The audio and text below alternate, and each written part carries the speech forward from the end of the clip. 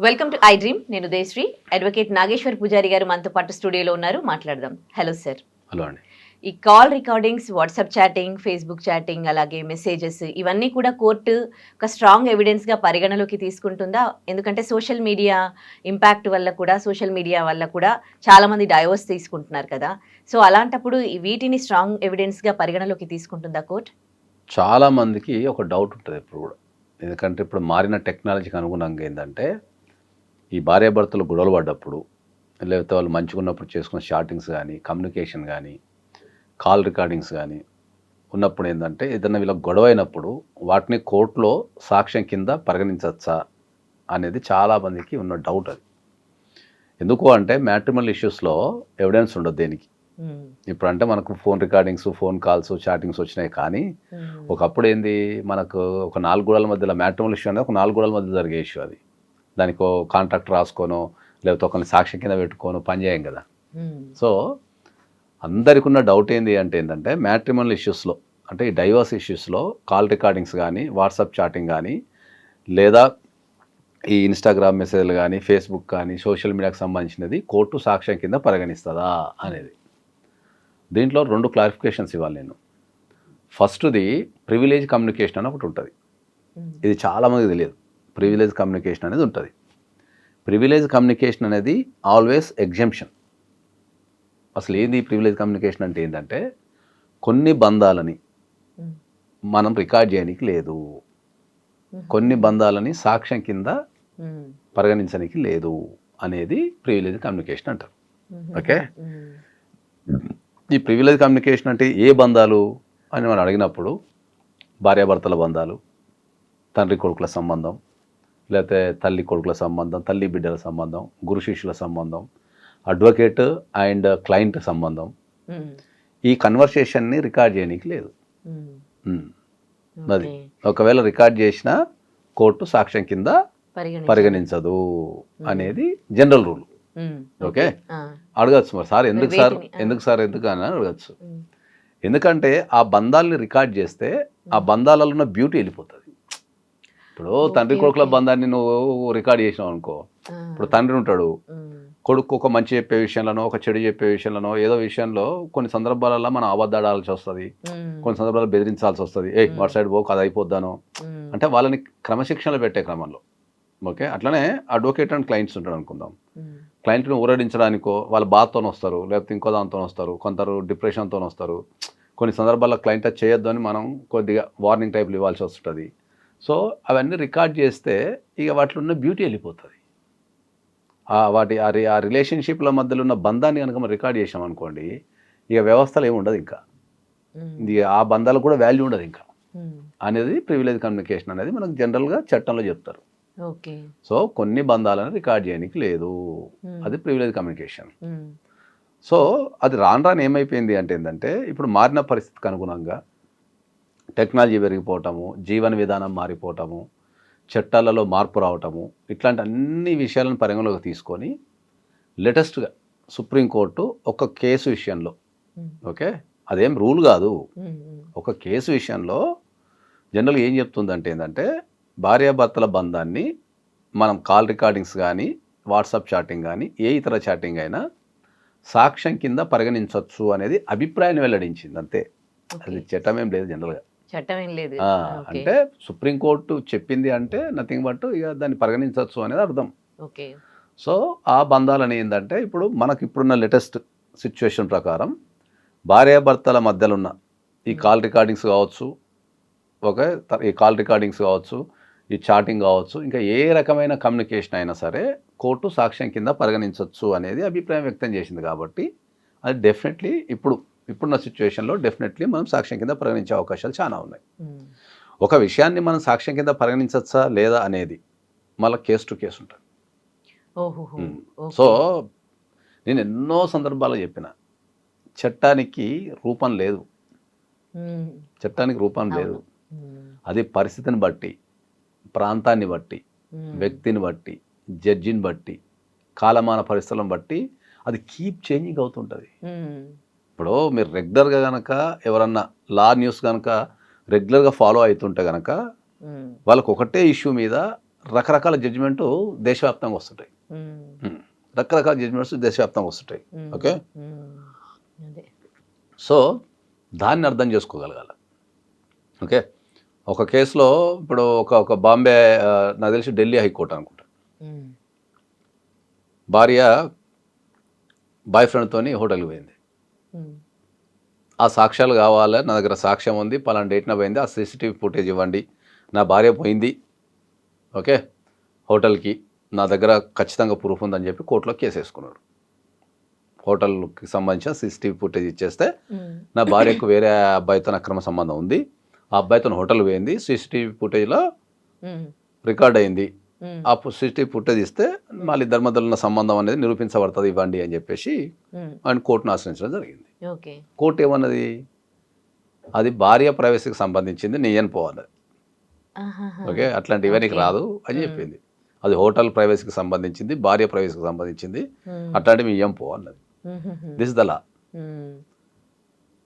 General public ఏమనుకుంటారు, భార్య పోతే సాక్ష్యం ఇవ్వచ్చు కదా అని అంటారు.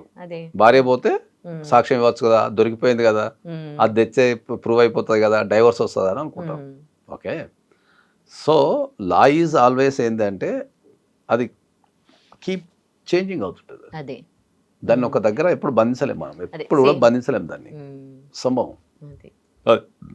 ఒకవేళ ఎమోషనల్ గా ఇద్దరి మధ్యలో డిస్టర్బెన్స్ ఉంది, అక్కడ స్ట్రాంగ్ ఎవిడెన్స్ చూపించాలి. అయితే ఇక్కడ ఒకటి అందరికి చెప్పాల్సింది ఏంటంటే దెర్ ఇస్ ఎ కాన్ఫ్లిక్ట్. ఏంది, ప్రివిలేజ్ కమ్యూనికేషన్ అనేది ఒకటి ఉంది. ప్రివిలేజ్ కమ్యూనికేషన్ అంటే ఏంది, భార్య భర్తల సంబంధాన్ని రికార్డ్ చేయడానికి లేదు అనేది ప్రివిలేజ్ కమ్యూనికేషన్. సుప్రీంకోర్టు లేటెస్ట్ అభిప్రాయం ఏంది, భార్యాభర్తల మధ్యలో సంబంధాన్ని రికార్డ్ చేసి దాన్ని సాక్ష్యం కింద పరిగణించవచ్చు అన్నది. ఇది కాన్ఫ్లిక్ట్. ఓకే, అయితే సుప్రీంకోర్టు అభిప్రాయానికి ఎందుకు వచ్చింది అంటే ఏంటంటే, మీ ఇద్దరి మధ్యలో నమ్మకం లేనప్పుడే కదా మీరు రికార్డ్ చేసుకునేది.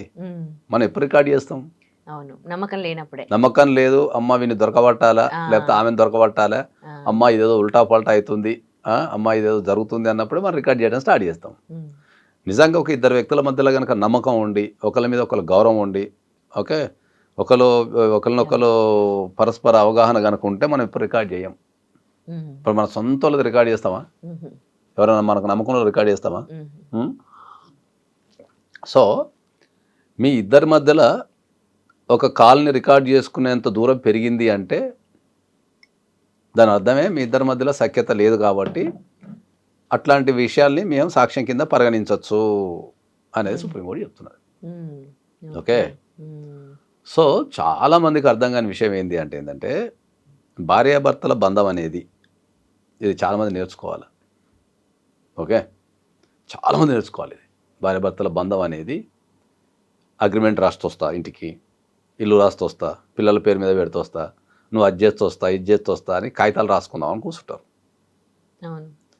కాగితాల మీద భార్యాభర్తల బంధం కనుక ఒక అగ్రిమెంట్ రాయడం ద్వారానో, ఒక ఎంఓయూ రాయడం ద్వారానో, లేకపోతే ఏదో ఒక కాగితం రాయడం ద్వారానో, లేదా ఏదో ఒక కండిషన్ ద్వారానో భార్యాభర్తల బంధం గట్టి పడుతుంది అంటే ఇది అందరూ తెల్లవార్లు పేపర్లు తీసుకొని రాసుకుంటూ కూర్చుంటూనే ఉంటారు. ఓకే, సో ఫైనల్ చెప్పేది ఏంది, ఏ రిలేషన్షిప్ కూడా పేపర్ల మీద పెట్టడం ద్వారా బలపడదు. ఏ రిలేషన్షిప్ అయినా సరే భార్యాభర్తల మధ్యలో ఒక నమ్మకం, ఒక గౌరవం, ఓకే పరస్పర అవగాహన, ఈ మూడింటి మీదనే భార్యాభర్తల బంధం నిలబడుతుంది. దీన్ని పెంపొందించడానికి ఏం చేయాలి అనేది అందరూ ఆలోచించాలి. ఓకే, ఈ భార్యాభర్తల మధ్యలో వీళ్ళిద్దరి మధ్యలో ఒక నమ్మకాన్ని కలిగించడం ఎట్లా, ఓకే వీళ్ళ మధ్యలో ఒకరి మీద ఒకరు గౌరవం పెరిగేటట్టు చేయడం ఎట్లా, లేకపోతే వీళ్ళకు పరస్పర అవగాహన కలిగి వీళ్ళు కలిసి జీవించేటట్టు మనం చేయాల్సిన పరిస్థితులు ఏందని ఆలోచించాలి. కానీ మన సమాజంలో ఏమవుతుంది, ఈ పెద్ద మనుషులు కావచ్చు, కుల పంచాయతీలు కావచ్చు, ఫ్రెండ్స్ కావచ్చు, కాగితాలు రాద్దాం అంటారు. కాగితాలు రాద్దాం, ఇప్పటికీ నా దగ్గరకు వచ్చి సార్ మేము కలిసి ఉండాలంటే ఈ కండిషన్స్ మీద కాగితం రాయండి సార్ అంటారు. కండిషన్స్ మీద కాపురాలు నిలబడవు. కండిషన్స్ రాసుకోవడం వల్ల కాపురాలు నిలబడవు. మీరు అందరూ ఉల్టా ఎక్సర్సైజ్ చేస్తున్నారు. ఒక పేపర్ రాయడం ద్వారా భార్యాభర్తలు కలిసి ఉంటారు అంటే మొత్తం దేశంలో ఉన్న భార్యాభర్తలు అందరికీ నేను ఫ్రీగా రాసిస్తా పేపర్లు. తెల్లవారులు నా జీవితాన్ని త్యాగం చేస్తా. ఒకవేళ పేపర్ రాస్తేనే భార్యాభర్తల బంధం చక్కగా ఉంటుంది అంటే. సో మన వ్యవస్థ మారాల్సిన అవసరం ఉంది. ఒక భార్యాభర్తలు కలిసి ఉండటానికి కావాల్సిన పరిస్థితులని మన ఫ్రెండ్స్ కానీ, మనకు ఇంట్లో ఉన్న పెద్దలు కానీ, లేకపోతే కుల పెద్దలు కానీ ఆ వాతావరణాన్ని కల్పించాలా. ఓకే. పంచాయతీలల్లో ఇద్దరు వ్యక్తుల మధ్యలో నమ్మకాన్ని కలిగించే బదులు కండిషన్స్ పెడదాం, నువ్వు ఇట్లుండు నువ్వు అట్లుండు అంటే వర్కౌట్ కాదు అది. అర్థమైందా? ఒక అంటే సీనియర్ అడ్వకేట్గా ఎన్నో డైవర్స్ కేసెస్ మీరు చూస్తుంటారు. కానీ కేవలం వాళ్ళ పిల్లల కోసము ఇష్టం లేకున్నా ఎన్ని కాంప్రమైజ్ అయ్యి ఎంతమంది వాళ్ళ లైఫ్ని సాక్రిఫైస్ చేసి కలిసి ఉండట్లేదు. ఇలాంటి కేసెస్లో మీకు ఎట్లా అనిపిస్తుంది? అంటే ఇప్పుడున్న సమాజం మారింది కానీ మనం గత ఒక 5 years ఒక 10 years కనుక వెనక్కి పిల్లల కోసం త్యాగం చేసిన కుటుంబాలు చాలా ఉన్నాయి. మొత్తం పిల్లల కోసం జీవితాన్ని త్యాగం చేసిన కుటుంబాలు చాలా ఉన్నాయి. నేను కొన్ని 100 సార్లు, ఇంకా గట్టిగా చెప్పాలంటే 1000 సార్లు, లక్షల సార్లు నేను అందరికీ చెప్పేది ఏంటంటే భార్యాభర్తల బంధం అనేది గట్టిపడాలి అంటే ఫస్ట్ వాళ్ళిద్దరికి ఉండాల్సింది త్యాగం. ఒకళ్ళ కోసం త్యాగం చేయటం, లేకపోతే పిల్లల కోసం త్యాగం చేయటం, కుటుంబం కోసం త్యాగం చేయటం అనే గుణం ఉన్న వాళ్ళే సక్సెస్ అవుతారు. ఆ త్యాగం చేసే క్రమంలో ఆటుపోట్లు ఎదుర్కొంటాము, ఎన్నో రకరకాల ఇష్యూస్ వస్తుంటాయి అవి. ఓకే. కానీ త్యాగం అనేది ఫస్ట్ పునాది అంట నేను. ఇద్దరు సాక్రిఫైస్ చేస్తే ఇద్దరు చేయాలి, ఇద్దరు చేయాలి. That's what I am telling. ఒకవేళ భర్త తాగుబోతున్నాడు, ఇద్దరు చేయాలి అంటున్నా నేను. భర్త తాగుబోతున్నాడు, సంపాదన లేదు, కానీ భార్యనే సంపాదించాలి, ఒక మగతోడు కావాలి అని పిల్లలు పెద్దవాళ్ళు పిల్లల కోసం సాక్రిఫైస్ అయ్యి బతకాలి. ఇక్కడ తన లైఫ్ అయితే కోల్పోతోందిగా. ఇలాంటి పరిస్థితిలో ఒక అడ్వకేట్ గా మీకేమనిపిస్తుంది? అంటే ఆవిడ డైవర్స్ తీసుకోవడం బెస్టా, లేకపోతే ఇక్కడ ఒకరే సాక్రిఫైస్ చేస్తూ ఉన్నారు, లేదంటే పిల్లల కోసం అని ఇంకా తన లైఫ్ సాక్రిఫైస్ చేసి అతనితో ఉండడం బెస్ట్ అంటారా? జనరల్గా అయితే ఒక్కసారి ఇప్పుడు భర్త తాగుబోతాయండి, కుటుంబానికి సహాయం చేయకుండా కుటుంబానికి భారంగా మారి, తర్వాత ఇప్పుడు వైఫ్ గనక తన శాయశక్తుల కుటుంబాన్ని పోషించే స్థాయిలో ఉన్నప్పుడు జనరల్గా అయితే ఆ తాగిన వ్యక్తిని మార్చడానికి ప్రయత్నించాలి.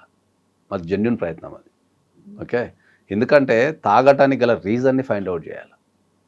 ఓకే. ఎందుకంటే నేను ఇప్పుడు కొన్ని లక్షల మందిని కౌన్సిలింగ్ చేసిన కాబట్టి చాలామంది తాగటం అనేది అవగాహన లేక తాగుతారు. సీరియస్గా అవగాహన లేక తాగుతున్నారు, కానీ ఏదైనా జెన్యూన్ రీజన్తో తాగుతున్నారంటారా మీరు? రీజన్ ఏముండదు, అవగాహన లేకనే తాగుతారు. అవగాహన లేకనే తాగుతారు. అవగాహన లేకపోవడం అంటే ఏంటి అంటే ఇక ప్రతిదానికి ఒక రీజన్ ఎత్తుకులాడుకుంటారు వాళ్ళు. ఓకే. వాళ్ళు తాగడానికి ఒక రీజన్ కావాలని ఎత్తుకులాడుకుంటారు. వాళ్ళు తాగటం మెయిన్ ఉద్దేశం ఉంటుంది. ఓకే. కానీ అది అవగాహన లేకపోవడం అంటే ఏంటంటే కుటుంబం మీద అవగాహన లేకపోవటము, జీవితం మీద అవగాహన లేకపోవటము, ఆరోగ్యం మీద అవగాహన లేకపోవటము, ఫైనాన్షియల్ సిచ్యువేషన్స్ మీద అవగాహన లేకపోవటము. నేను చాలా మందిని తాగే వ్యక్తులను చూసిన నేను. తాగే వ్యక్తులకు కొంతమంది అదే ఫస్ట్ అవగాహన లేకపోవటము, తర్వాత వాళ్ళకు సపోర్ట్ లేకపోవటము, వాళ్ళకి ఎక్స్ప్లెయిన్ చేసేటోళ్ళు లేకపోవటము, కట్ చేస్తే డిప్రెషన్లో కూడా తాగేటోళ్ళు ఉన్నారు. ఆ చుట్టూన్న వాతావరణము ఫస్ట్ అయితే ఎవరైనా తాగుతున్నారు అంటే నేను చుట్టూన్న వాతావరణాన్ని బ్లేమ్ చేస్తాను సీరియస్గా. తర్వాత మనం ఎంత సాధ్యమైనంత వరకు అయితే మన ఒరిజినల్గా ఒక ప్రయత్నం చేయాలి మార్చడానికి. కాదు అంటే ఇక డైవర్స్. ఎవరిదైనా కూడా విలువైన జీవితమే కదా. కేవలం ఈ తాగుడుకి అడిక్ట్ అయ్యి డైవర్స్ కేసెస్ అవుతున్న సిచ్యువేషన్స్ ఉన్నాయా? ఉంటాయి, చాలా ఉంటాయి. చాలా నాకు తెలిసి దగ్గర ఒక ఈ ఆల్కహాల్ ఇష్యూ వల్ల అవుతున్న డైవర్స్లో ఒక 5 to 10% డైవర్స్ ఉంటాయి. 100 డైవర్స్ పడ్డాయి అంటే ఒక 5% పక్కా ఆల్కహాల్ ఇష్యూస్ ఉంటాయి. అంటే ఈ కేసెస్లో ఏం చూస్తూ ఉంటారంటే అది డైవర్స్ తీసుకోవడానికన్నా రెడీగా ఉంటారు, కానీ మందు మానడానికి రెడీగా ఉంటారు. అదే చెప్పిన కదా, ఒక సింప్లిఫై చేసిన ఇష్యూని ఏంది, తాగే వ్యక్తులకు జీవితం మీద ఫస్ట్ అవగాహన ఉండదు అంతే. అవగాహన లేక ఏంటంటే ఈ ఏముంది ఇంకా తాగాలనే విషయం మీదే ఉంటారు అంతే. ఇక జీవితం అనేది ఒక అందమైంది, మళ్ళీ పుట్టము, సాధ్యమైనంత కష్టపడాలా, ఎదుటి వ్యక్తులను కాపాడుకోవాలా, ఒక నమ్మకాన్ని కలిగించాలా, ఒక మంచి వాతావరణం ఉండాలా, సాధ్యమైనంత వరకు మంచి జాబ్ చేయాలా, భార్యను మంచిగా చూసుకోవాలా, పిల్లల్ని మంచిగా చూసుకోవాలా, అవగాహన ఉండదు వాళ్ళకి. అవగాహన లేకపోవడం వల్ల వాళ్ళు అంతే ఇక తాగటం అనేది ఇక అన్నిటికీ ఒక ఎక్స్క్యూజ్ చేసి చెప్తుంటారు. మీరు డైవర్స్ కేసెస్ వాదిస్తూ ఉంటారు కానీ బిఫోర్ దాట్ మీరు వాళ్ళకి కౌన్సిలింగ్ ఇస్తారు. వాళ్ళని కలిపే ప్రయత్నం చేస్తూ ఉంటారు కదా! ఇప్పుడు ఈ డ్రింక్ చేసిన కేసెస్‌లలో కూడా ఆల్కహాల్ అడిక్షన్ ఉన్న కేసెస్‌లో కూడా మీరు కౌన్సిలింగ్ ఇస్తే వాళ్ళు చేంజ్ అయిన సందర్భాలు ఏమైనా ఉన్నాయా? అలాంటి కేసెస్ ఉన్నాయా అసలు? చాలా ఉన్నాయి. హ్మ్. నేను జనరల్‌గా ఒక విషయాన్ని చాలా స్పష్టంగా చెప్పగలుగుతా. నేను మాట్లాడడం స్టార్ట్ చేస్తే 100% మారుతారు. మాటలతో కౌన్సిలింగ్‌తో మారతారా మనుషులు? 100% మారుతారు. హ్మ్. 100% మారుతారు. నేను గనక మనసు పెట్టి ఒక వ్యక్తిని మార్చాలి అనుకుంటే గనక హ్మ్. ఇంకా చేతబడి చేసినట్టే అది. అంతేనా? డెఫినెట్లీ మారుతారు. నేను బాండ్ పేపర్ రాసి సంతకం పెట్టిస్తా. మారకపోతే ఏదంటే అది ఇస్తా. ఓకే. అట్లా. అట్లా అంటే గల్లీకి ఒక 4, 5 కేసులు ఎళ్తాయేమో అంత తాగుబోతు భర్తలను ఆహా! భరిస్తున్న అందరికీ వాళ్ళందరిని మీ ఏందంటే దగ్గరికి అదే చెప్తున్నా తీసుకురావచ్చు. గదా! అందరికీ ఒక విషయాన్ని డీల్ చేయటం రాదు. ఆ! డీల్ చేయటం రాదు అంటే ఏందంటే, ఒక్క విషయాన్ని ఎప్పుడు గూడా మనకు జీవితంలో జరిగేది ఏంది అంటే ఏందంటే, ఏ విషయమైనా సరే ఒక వ్యక్తి ఏం చేస్తాడంటే ఏందంటే, తన కోణం నుంచి ఆలోచిస్తాడు. అఫ్ తన కోణం నుంచి ఆలోచిస్తాడు. నేనేం చేస్తా అంటే ఏందంటే, నేను అవతలకి వెళ్ళిపోతా నేను. హ్మ్. ఇప్పుడు తాగే వ్యక్తి నా దగ్గరికి వచ్చినాడనుకో, నా ఆత్మను తీసుకెళ్ళి వాని ఆత్మలో ప్రవేశపెట్టి కూర్చుంటా. పరకాయ ప్రవేశం అంటాం దాన్ని. అదే. ఆ! పరకాయ ప్రవేశం ఆ! చేస్తారు. చేసేస్తా నేను. హ్మ్. అసలు రీజన్ ఏంది తాగటానికి? What is the reason behind it? హ్మ్. అట్లా ఇప్పుడు నేను వాని ఆత్మలోకి వెళ్తేనే కదా నాకు తెలిసేది నేను ఎందుకు తాగుతున్నా అనేది. హ్మ్. మరి అవగాహన అట్లా లేకుండా తాగుతుంటారు అని మీరే చెప్తున్నారు వాళ్ళకి గదా! అవగాహన కల్పించాల్సిన బాధ్యత మనలాంటి వాళ్ళకి ఉంటది కదా! ఇప్పుడు అప్పటికి వానికి అవగాహన ఉంటే వాడెందుకు తాగుతాడు? సమస్య నా దగ్గరికి ఎందుకు వస్తది? ఓక్ వానికి అవగాహన లేకుండా వాడు తాగుతాడు. తాగినప్పుడు మనం ఏం చేస్తాము? వాళ్ళకి అవగాహన కల్పిస్తాము. తాగటం వల్ల ఏముంటది? హ్మ్. సోషల్ డ్రింకింగ్ ఉంటది. రెగ్యులర్ తాగుడు ఉంటది. అసలు ఎందుకు తాగుతున్నావు? What is the purpose of it? ఎన్ని సార్లు తాగుతున్నావు? వాటి వల్ల యూజ్ ఏముంది? ఇన్‌కమ్ ఎక్కడి నుంచి వస్తది? కుటుంబ పరిస్థితులు ఏంది? ఓకే. వాడు దేనివల్ల తాగుతున్నాడు? హ్మ్. ఓకే. దేనివల్ల తాగుతున్నాడు? ఒక్క ఇప్పుడు విషయం అండి. మీ నేను నా దగ్గరకు జీవితంలో నేను హ్మ్. చెప్తా ఒక్క నిమిషం. హ్మ్. నా జీవితంలో ఒక వ్యక్తి 15 సంవత్సరాల నుంచి తాగుతున్నాడు. 15 ఇయర్స్ నుంచి తాగుతున్నాడు. ఓకే. విసికి వేసారు వెళ్ళిపోయిండ్రు. హ్మ్. ఓకే. ఆ అమ్మాయి పేరు అంటే ఇగ టీవీలో చెప్పొద్దని ఒక అమ్మాయి నా దగ్గరికి వచ్చింది. ఆ అమ్మాయి అరౌండ్ ఒక నైన్త్ క్లాసో ఏమో చదువుతుంది ఆ అమ్మాయి. హ్మ్. హ్మ్. ఒక నైన్త్ క్లాస్ చదివే అమ్మాయి నా దగ్గరకొచ్చి అంటే మిమ్మల్ని చూస్తే గూస్ బంప్స్ వస్తున్నాయి. మిమ్మల్ని చూస్తే హ్మ్. ఏదో పాజిటివ్‌నెస్ వస్తుంది సార్. నాకొక బ్రదర్ లెక్క అనిపిస్తున్నారు. హ్మ్. మా ఫాదర్ ఒక 15 ఇయర్స్ నుంచి కంటిన్యూయస్‌గా తాగుతున్నాడు. హ్మ్. అందరు ఫాదర్స్ అంటే చూస్తే నాకు బాధ అనిపిస్తున్నది. చచ్చిపోవాలనిపిస్తున్నది. హ్మ్. ఎవ్వరు ప్రపంచంలో ఎవరు చెప్తున్నా మారతం లేదు సార్. మీరేమన్నా మార్చగలుగుతారా అని అడిగింది. హ్మ్. మారుస్తామా అని చెప్పినాం. వచ్చినాం, కూర్చున్నాం. తీసుకురామ్మా నేను మారుస్తా అని చెప్పిన. వచ్చినాం, కూర్చున్నాం అయిపోయింది. నేనొక 2 నెలలు మాట్లాడినా హ్మ్. అబ్బాయితో. వా వాడు అసలు ఇప్పుడు ఆల్కహాల్ చూస్తే వాంతింగ్ చేసుకుంటాడు. హ్మ్. ఒక్క 15 సంవత్సరాలు ఈ ప్రపంచం అంతా పోరాడిన ఒక ఆల్కహాల్ ఇష్యూని హ్మ్. నేను 2 నెలలు మాట్లాడడం ద్వారా వాడు ఇవాళ ఆల్కహాల్ చూస్తే వామిటింగ్ చేసుకునే పరిస్థితికి వచ్చేసాడు. నో మెడిసిన్, హ్మ్. నథింగ్. హ్మ్. ఓన్లీ మాట్లాడడం ద్వారా మాత్రమే. హ్మ్. దాంట్లో ఉన్న సమస్య ఏంది అంటే ఏంటంటే వాడు సంపాదించే క్రమంలో వాడు ఎప్పుడైతే 15 సంవత్సరాల క్రితమో సంపాదించే క్రమంలో 2, 3 పనులు చేసి ఫెయిల్ అయిపోయాడు. సంపాదించలేకపోయాడు. హ్మ్. ఆ సంపాదించలేకపోయినప్పుడు డిప్రెషన్‌లోకి వెళ్ళిపోయాడు. అరే! నేను సంపాదించలేనేమో, ఈ పోటీ ప్రపంచంలో ఎదగలేమో డిప్రెషన్‌కి వెళ్ళిపోయి ఇక నాకేం చేత కాదేమో, హ్మ్. నాకేం చేత కాదేమో అని డిప్రెషన్‌లోకి వెళ్ళిపోయి ఇక తాగడం స్టార్ట్ చేసిండు. హ్మ్.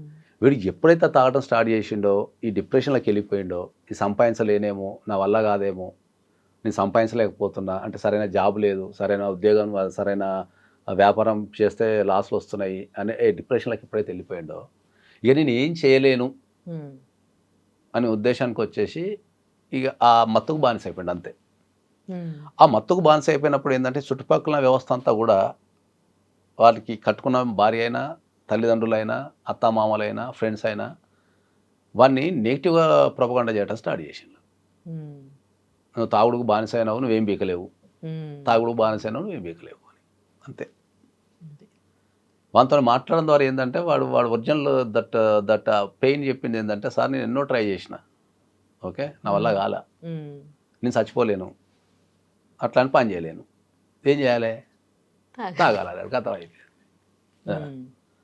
ఓకే. వానికి నేను ఏం చెప్పినా అంటే ఏంటంటే, అరే నువ్వు ఫస్ట్ ఎక్కువ వద్దురా, రోజుకి 500 సంపాదిద్దాం.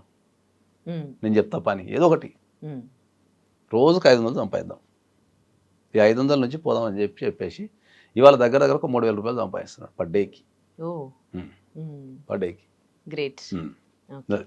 ఏం చెప్పలేదు చెప్ప సలహా. హ్మ్. నాకు ఏమన్నా నేను ఎందుకు తాగుతున్నావు? ప్రతి కాలేజీకి వెళ్ళి హ్మ్. 18 సంవత్సరాలు నిన్నోళ్ళకు పాన్ కార్డ్ అప్లై చేయరా సార్ అని చెప్పిన అంతే. చాలా మందికి 18 సంవత్సరాలు నిండిన తర్వాత పాన్ కార్డ్ అప్లై చేసుకోవాలనే సామాజిక స్పృహ మన దేశంలో లేదురా.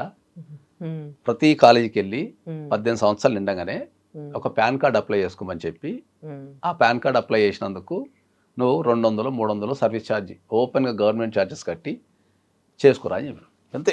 హ్మ్. వాడు రోజుకు ఒక కాలేజీ పోతాడు, అప్లికేషన్ తీసుకుంటాడు. హ్మ్. రోజుకు దగ్గర దగ్గర ఒక 10 అప్లికేషన్ నుంచి 20 అప్లికేషన్ తీసుకుంటున్నాడు. నెలకి ఇప్పుడు ₹1,00,000 సంపాదిస్తున్నాడు ఓహ్! నీట్గా. హ్మ్.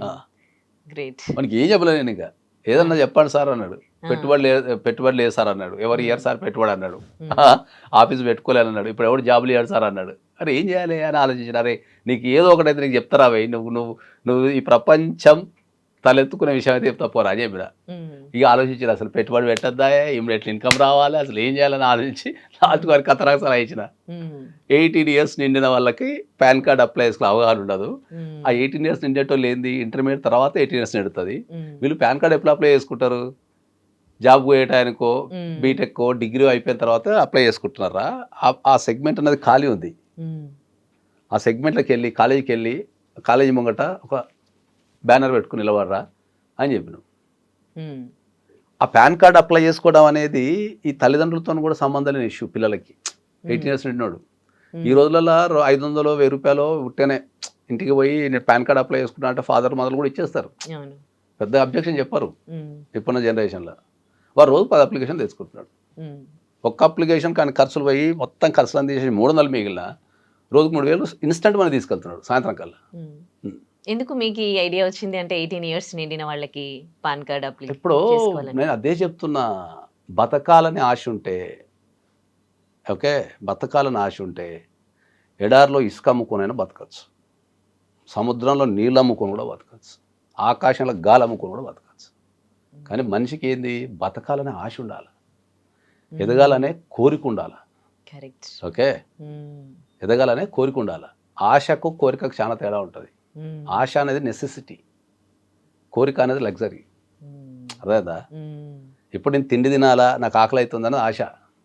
నేను బిర్యానీ తినాలని కోరిక. హ్మ్. అర్థమైందా? యాహ్! సో మనిషికి బతకాలనే ఆశ ఉండాలా, ఎదగాలనే కోరిక ఉండాలా. అంటే నువ్వు బతికితేనే కదా ఎదిగేది. యెస్. కరెక్ట్. అర్థమైందా? యాహ్! యాహ్! ఈ 2 ఉన్నాయనుకో ఆ! జీవితాన్ని ఎక్కడి నుంచైనా మలుపు తిప్పచ్చు. కరెక్ట్. ఎటు నుంచైనా మలుపు తిప్పచ్చు. ఈ వ్యవస్థల మన యువతరానికి గానీ, పెద్దవాళ్ళకి గానీ ఎవరికైనా చెప్పేవాళ్ళు లేరు. హ్మ్. ఎప్పుడైతే సోషల్ మీడియా వచ్చిందో జీవితాలకు, ఎప్పుడైతే సోషల్ మీడియా జీవితాలకు వచ్చిందో చెప్పేవాళ్ళు కూడా కరువైపోయారు.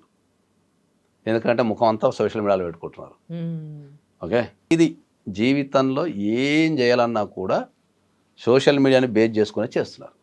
అవును. ఒక డిసిషన్ తీసుకోవాలన్నా, ఒక ప్రొడక్ట్ కొనాలన్నా, ఒక విషయాన్ని తెలుసుకోవాలన్నా ఏదైనా ఏంది ఇంటర్నెట్ మీద ఆధారపడి చేసుకుంటున్నారు. పోనీ ఆ సోషల్ మీడియా ఏమన్నా మంచి చెప్తుందా అంటే చెప్పేవాళ్ళు మంచి చెప్తాను లేరు. ఓకే. నడిపే సంస్థలు మంచి చెప్తాను లేవు. హ్మ్. ఒక 70% నెగిటివిటీ ఉంది సోషల్ మీడియాలో. 30% మంచి ఉంది. హ్మ్. 70% అంటే ఒక ఒక ఒక నెగెటివ్ కామెంట్‌కి మనిషి ఎప్పుడు ఇమ్మీడియేట్‌లీ అట్రాక్ట్ అవుతాడు. మంచి ఎక్కదు ఎప్పుడు. టైం పడుతుంది. It's a time taking process. హ్మ్. అట్లా కొన్ని వందల మంది జీవితం మీద అవగాహన లేక ఎటు వెళ్ళాలా, ఏం చేయాలా, ఎట్లా హ్యాండిల్ చేయాలా, ఓకే, ఆ పరిస్థితుల మీద అవగాహన ఉండదు వాళ్ళకు. ఆ పరిస్థితుల మీద అవగాహన లేనప్పుడు ఏంటి అంటే వాళ్ళు డిప్రెషన్కి వెళ్ళిపోతారు. హ్మ్. డిప్రెషన్కి వెళ్ళిపోయి ఆ డిప్రెషన్ నుంచే రకరకాల అవి చేసేస్తుంటారు. హ్మ్. అట్లని నేను ఒక్కటి ఏంటంటే నేను వాస్తవంగా చెప్పాలంటే ఏంటంటే నేను చాలా ఇంట్రోవర్ట్. చాలా ఒరిజినల్‌గా. హ్మ్. అంటే నేను ఒంటరితనాన్ని బాగా ఇష్టపడతా. హుహుహు. ఆ! కానీ at the same time then I will enjoy the life with the people. ఈ రెండు బ్యాలెన్స్ చేస్తుంటాను నేను. అట్లా కొన్ని వందల మందికి మనం పర్సనల్గా నిలబడి వాళ్ళ జీవితాల్లో నిలబడి సాయం చేసిన సంఘటనలు చాలా ఉన్నాయి. ఇప్పుడు నీకు చెప్పినట్టు ఈ పాన్ కార్డు ఉదాహరణ టైపులో చాలా మందికి ఎంప్లాయ్మెంట్ ఇచ్చిన నేను. ఎప్పుడు చెప్పుకోలేదు, ఎందుకంటే అవసరం ఏముంటుంది, ఆ వ్యక్తికి మన మీద గౌరవం ఉంటే సరిపోద్ది కదా అని చెప్పుకోవాలి.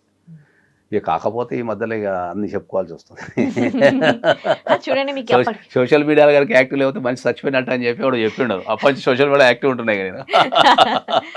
మీకు అప్పటికప్పుడు ఒక థాట్ వచ్చింది, ఒక creativity, this is called creativity కదా. అంటే జాబ్ ఫైండ్ అవుట్ చేసిరు మీరు అట్లా, ఇప్పుడు ఈ క్రియేటివిటీ అనేది తగ్గిపోతుంది. ఇప్పుడు నేను ఏం చెప్పనా, మార్గం ఈ ఉంది. ప్రపంచం అంతా నిజంగా చెప్తున్నాను, ఈ ప్రపంచం అంతా సింపుల్ విషయాల్ని చాలా కష్టమని అనుకుంటుంది, చాలా కష్టమైన విషయాలు సింపుల్ అనుకుంటుంది. అంటే ఎట్లా డబ్బు సంపాదించడం చాలా కష్టం అనుకుంటారు అందరు. అంటే మీకు వచ్చి పడిందని అందరికీ అంతే. నాకు వచ్చి ఆకాంక్ష పడ్డది ఏంది కాదు, నాకు వచ్చి డబ్బు పడ్డది అంటే ఇవాళ ఆకాంక్ష పడ్డది ఏంది, కష్టపడ్డారు వచ్చింది. మా ఫాదర్ ఈజ్ ఒక సాధారణ రైతు. ఓకే, మా ఫాదర్ ఈజ్ సాధారణ రైతు. ఓకే, మా ఊర్లో మాకు ఒక 5 ఎకరాల పొలమే ఉంది అంతే, వేరే ఇన్కమ్ సోర్స్ ఏం లేదు. మా ఫాదర్ ఏ రోజు కూడా మా ఊరు దాటి బయటికి రాలా. మా ఫాదర్కి కనీసం మాట్లాడే విధానం తెలియదు, ఏ రోజు అసలు ఎదుటి వ్యక్తితో మాట్లాడే విధానం తెలియదు ఆయనకి. Okay, is literate. ఓకే, ఇప్పటికీ మా ఊరికి ఈ రోజుకి బస్సు లేదు, ఈ రోజుకి బస్సు లేదు మా ఊరికి. మేము బస్సు ఎక్కాలంటే మళ్ళీ మా మండలానికి పోయి ఎక్కాల. ఓకే, మా ఊరు ఎక్కడ ఉంటుంది, Chhattisgarh border, Khammam border, Warangal border, ఈ 3 బార్డర్ల మధ్యలో ఉంటుంది ఊరు. అది మంగపేట మండల్ చెరుపల్లి గ్రామం అని ఉంటుంది. అది గట్టిగా పోతే ఖమ్మం వస్తుంది, ఒక సైడ్ పోతే ఖమ్మం వస్తుంది, ఒక సైడ్ పోతే ఛత్తీస్గఢ్ వస్తుంది, ఒక సైడ్ వరంగల్ ఉంటుంది. ఇప్పుడు అక్కడ నుంచి ఒక ఫాదర్ సపోర్ట్ లేకుండా, జీవితంలో ఎవరు సపోర్ట్ లేకుండా మనం ఎదగాలి అంటే ఒక వ్యక్తి ఎంత స్ట్రగుల్ అయి ఉంటాడు. నేను ఖచ్చితంగా ఇప్పుడు నేను చెప్తా కదా, నాకు మా జీవితంలో ఫాదర్ సపోర్ట్ లేదు, ఈజ్ ఇల్లిటరేట్. మదర్ సపోర్ట్ లేదు, షీఈ్ ఆల్సో ఇల్లిటరేట్. వాళ్ళు ఎప్పుడు కూడా వాళ్ళ ఆ గడప దాటి మా ఊరు దాటి వచ్చిన దాఖలాలు లేవు. వాళ్ళు చేసిన ఒక మంచి పని ఏంది, నన్ను చిన్నప్పుడే హైదరాబాద్కు పంపించడం అంతే. వీడు చదువుకోవాలా, ఆ రోజులలో హైదరాబాద్ పంపించడం అనేది ఈ రోజుల్లో అంతరిక్షానికి పంపించినట్టు. వీడు చదువుకోవాలంతే, ఎదగాల, ఉన్నది ఒక కొడుకు, ఎదగాలనే కోరిక మాత్రమే ఉంది వాళ్ళకి అంతే. దానికోసం ఎంతైనా మేము చేయగలుగుతాం, మా సాధ్యమైనంత వరకు చేయగలుగుతాం, కోరిక అంతే.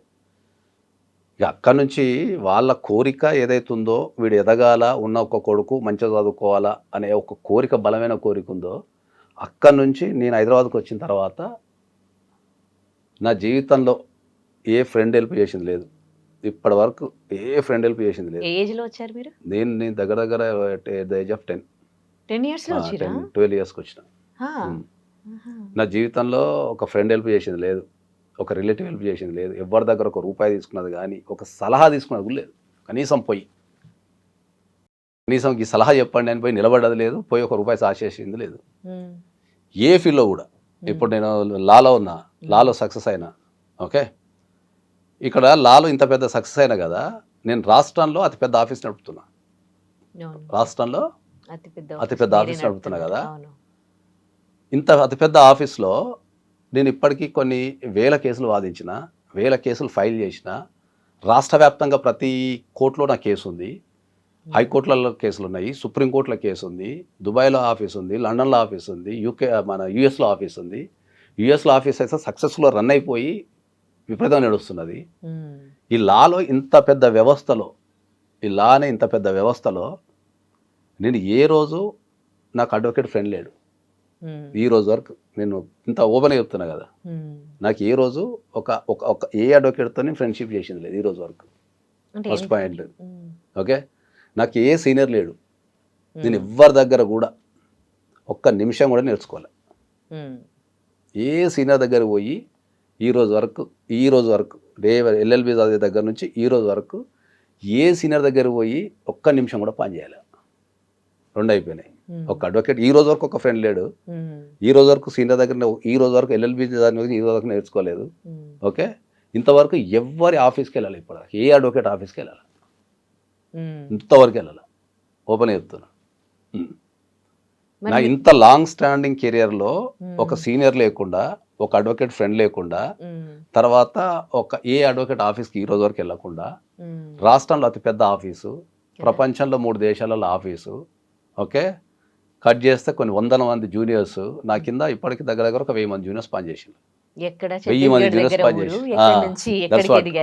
అట్లా ఒక 1000 మంది జూనియర్స్ ఇప్పటిదాకా పనిచేసిన ఎంటైర్ కెరియర్లో. ఓకే, ఇప్పటికి 100 మంది పనిచేస్తున్నారు. రాష్ట్ర వ్యాప్తంగా కేసులు ఉన్నాయి. ప్రతిరోజు ఒక 250 నుంచి 300 కేసులు రాష్ట్ర వ్యాప్తంగా ఉంటాయి. ప్రపంచవ్యాప్తంగా కేసులు ఉన్నాయి. మరి హౌ ఇట్ ఈస్ పాసిబుల్? కోరిక అంతే. అది ఎదగాలని మనం డిసైడ్ అయినప్పుడు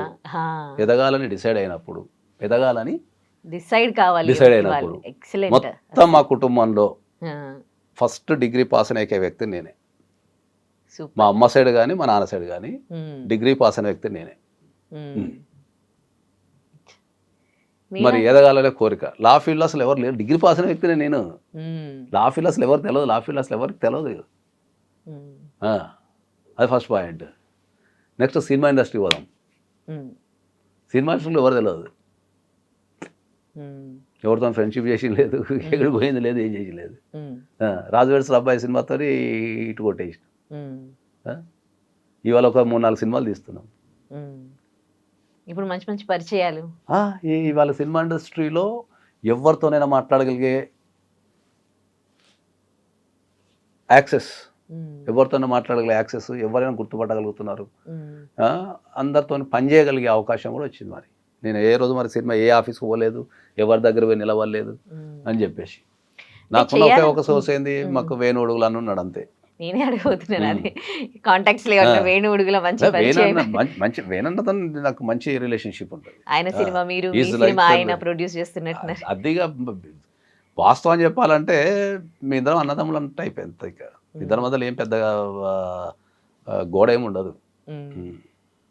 అట్లా ఆయన ఏది అడిగినా నేనే ఓకే అంట, నేనేది అడిగినా ఆయన ఓకే అంట, అంతే. ఇంకా చిన్నప్పటి నుంచి అనుకున్నది సక్సెస్ఫుల్ గా సాధిస్తూ ఉన్నారు. ఏంటి మీ సక్సెస్ సీక్రెట్? ఓన్లీ కోరికేనా మిమ్మల్ని ఇంత బలంగా నడిపించింది? నీకు ఇంత ముందు కూడా ఒకసారి చెప్పినట్టున్నా, కానీ అది పాతపడిపోయి ఉంటుంది. మరోసారి చెప్తా. సక్సెస్ సీక్రెట్ సక్సెస్ సీక్రెటే చెప్తా నేను. సక్సెస్ సీక్రెటే చెప్తా నేను. చెప్పండి. సక్సెస్ ఒకటే ఒక సీక్రెట్ ఉంది, ఇక దాన్ని మించిన సీక్రెట్ ఎవరు లేదు. అది నీ జీవితం అయినా, నా జీవితం అయినా, అది ప్రధానమంత్రి అయినా, సచిన్ టెండూల్కర్ అయినా, ఎవరైనా సరే సక్సెస్ కావాలంటే ఒకటే ఒక సీక్రెట్ ఉంది. ఓకే, దాన్ని 2 విధాలు చెప్పచ్చు మనం. ఒక కథ రూపంలో, జనరల్కి అర్థమయ్యే రూపంలో చెప్తా. అట్లాగే చెప్పండి, ఎందుకంటే కొద్దిగా ఇదాలి కదా.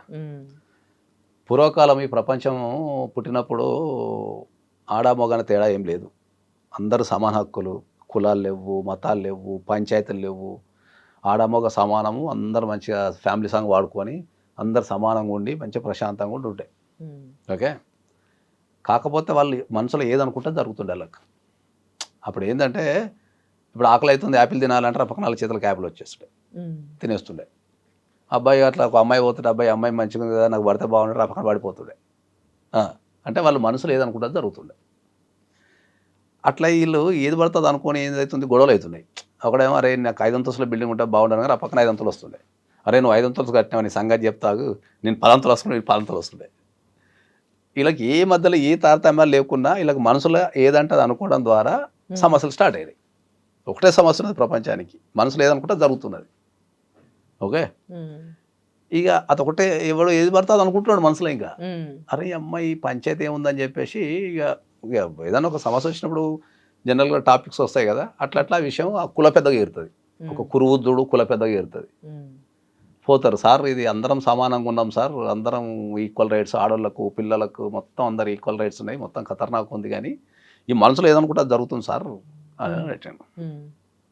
మరి అమ్మ ఇది ఒక సమస్య ఉందా, అదొకటే సమస్య ఉంది. అప్పుడు ఆ కురువృద్ధుడు, లేకపోతే ఆ కుల పెద్ద, లేకపోతే ఆ కమ్యూనిటీ పెద్ద, అమ్మ జీవితం ఇది ఇదో పెద్ద సమస్య ఉంది, వీళ్ళు ఎవడు పడతాడు ఇష్టం ఉన్నాడు చేస్తున్నాడు, వీళ్ళందరినీ ఆర్గనైజ్ చేయాలి, నేను ఇది లాభం లేదు, ఇదంతా ఒక వ్యవస్థని ఆర్గనైజ్ చేయకపోతే ఇదేదో పెద్ద సమస్య వచ్చేటట్టుందని చెప్పేసి ఒక మంచి సండే పూట అందరినీ మంచిగా డిన్నర్కో లంచ్కో పిలిచి కూర్చోబెట్టి, అరే మీరు ఏదనుకుంటే అది జరుగుతుంది కదరా, మనం ఒక గేమ్ ఆడదాం, ఓకే, మీ దగ్గర ఉన్న శక్తులన్నీ నేను తీసేసుకొని, మీ దగ్గర ఉన్న శక్తులన్నీ మీరు ఏదనుకుంటే అది జరుగుతుందో ఆ శక్తులన్నీ నేను తీసేసుకొని నా దగ్గర పెట్టేసుకుంటా.